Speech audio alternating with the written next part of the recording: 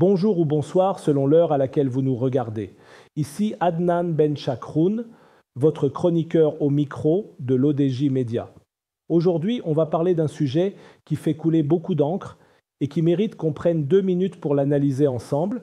Il s'agit de logement et du paradoxe marocain de ce secteur qui affiche des progrès visibles, mais des retards insoupçonnés, avec un urbanisme en souffrance. Le bilan décennal du secteur de l'habitat et de l'urbanisme, présenté devant la Chambre des conseillers par la ministre Fatima Edzara El Mansouri, révèle deux visages, celui d'un investissement massif, 475 conventions pour 76 milliards de dirhams, et celui d'un ensemble de retards persistants, notamment en zone rurale ou dans la planification urbaine. Le moment est venu de s'interroger. Ces réalisations suffisent-elles à répondre aux aspirations des Marocains? Et surtout, quand la planification suit-elle vraiment? Il faut d'abord saluer l'effort. Sur 10 ans, 475 conventions ont été signées pour un montant total de 76 milliards de dirhams, dont 21 milliards financés directement par le ministère de l'Aménagement du Territoire, de l'Urbanisme, de l'Habitat et de la Politique de la Ville. Grâce à cette mobilisation, le déficit en logement est passé de 326 000 unités fin 2021 à 270 000 fin 2024. Plus de 68 000 ménages ont déjà bénéficié du programme d'aide directe lancé en 2024.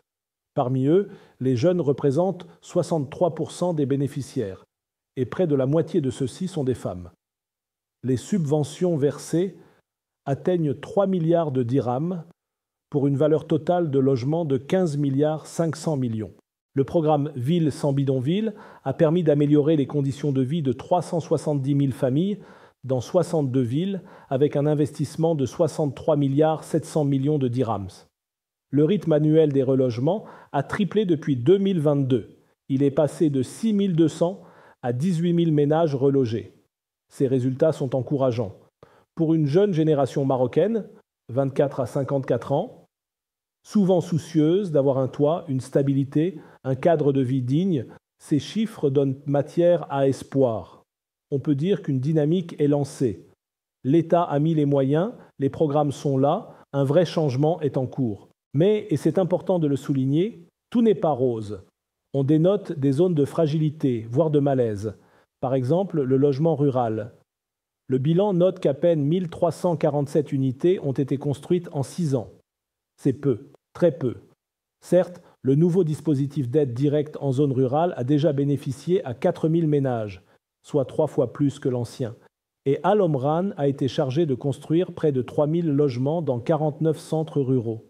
Mais globalement, l'écart s'élargit entre les zones urbaines et rurales. Plus grave peut-être, la planification urbaine rame. Sur 1350 plans élaborés, seuls 405 ont été approuvés. Pourquoi ce blocage? La ministre a pointé du doigt la lourdeur administrative et le chevauchement des compétences. Cela signifie que même avec les programmes les plus ambitieux, sans planification de fond, sans gouvernance claire, le territoire risque de se développer de manière désordonnée. Ceci heurte la logique d'équité territoriale, de cohésion nationale, de bonne gouvernance. D'autres données à jour, en dehors du bilan ministériel, montrent que sur le marché immobilier résidentiel, en 2024, la demande a bondi de 15% ou plus, particulièrement pour les appartements, plus 17%, alors que l'offre se contractait, 10% à 20% selon les zones. Cette tension crée une pression sur les prix loyers, ce qui pose un problème d'accessibilité pour les ménages moyens, ce à quoi l'État prétend pourtant. Curieusement, alors que les chiffres d'investissement sont massifs, certains habitants perçoivent encore un chantier sans fin. À titre personnel, un ami architecte à Rabat me rapportait que dans plusieurs quartiers périphériques, les infrastructures de base, voirie, ramassage des déchets, transport, ne suivent pas le rythme des programmes de logement. Construire est une chose, aménager le cadre de vie en est une autre. Et l'on voit là que l'habitat ne se réduit pas à un logement mètre carré, mais bien à la qualité de vie globale. Pourquoi ces retards? Pour ma part, je vois 3 causes majeures. 1. Gouvernance et coordination. Quand trop d'acteurs interviennent, chacun sa compétence, cela engendre des conflits, des délais, des blocages. Le ministère le reconnaît. L'enchevêtrement des compétences ralentit l'approbation des plans urbains. 2. Budget et priorisation. Même avec 21 milliards financés directement, les besoins sont gigantesques. Le marché immobilier montre que la demande explose. L'offre se réduit. Les moyens publics seuls peuvent ne pas suffire. Il faut donc prioriser mieux encore. 3. Vision territoriale et rurale-urbain. Le Maroc est un pays au contraste. Zone urbaine moderne, zone rurale en attente. Si l'on ne rattrape pas le retard rural, où le nombre de logements bâtis reste très modeste, on creuse l'inégalité territoriale, ce qui heurte la cohésion nationale. Malgré les critiques, on n'est pas là pour affadir. Au contraire, il s'agit de proposer des pistes constructives. 5, si vous le voulez bien. 1. Renforcer la planification. Il faut accélérer l'approbation des plans urbains, clarifier les compétences, simplifier les procédures. La loi 64/23 qui prévoit la création de 12 agences urbaines régionales est un signal dans ce sens. 2. Accélérer l'investissement rural et périurbain. Le nouveau dispositif d'aide directe puis la construction dans les centres ruraux doivent monter en puissance. Une cible pourrait être d'atteindre non plus quelques milliers, mais des dizaines de milliers de logements ruraux par an. 3. Assurer la qualité de vie et l'éco-aménagement. Chaque logement doit s'accompagner d'infrastructures, de transports, de services.